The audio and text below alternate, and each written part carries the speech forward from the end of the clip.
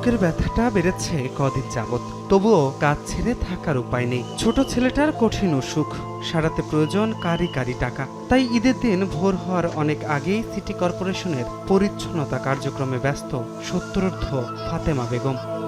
রাজধানীর পরিচ্ছন্নতা কর্মীদের অনেকেই বার্ধক্যের ভারে নুয়ে পড়েছে, তবে পিছু ছাড়েনি দায়িত্ব ও কর্তব্যবোধ। আমার ছেলে 1 বছর 4 মাস ধরে বিষ নেয়, কোনো কালকুলের নাই। এই ছেলের লগে আমি এই করতে আছি। জনগণের হেফাজত করে আমার জীবনটাই কষ্ট, বুঝছেন। দুই নয় না ঘুম নাই, আটজন না ঈদের দিন না সব সময়। কাজ শুরু হয়েছে চাঁদ রাতে, সময় গড়িয়েছে ভোর হতেই জায়নামাজ হাতে ঈদের জামাতে যাওয়ার জন্য। যখন নগরীর সবাই প্রস্তুতি শুরু করেছে, ঠিক একই সময়ে পরিচ্ছন্নতা কর্মীদের গল্পটা ভিন্ন। নিশ্চয়তা নেই ঈদের নামাজের, কাজ শেষ হতে যেয়ে এখনো অনেক দেরি।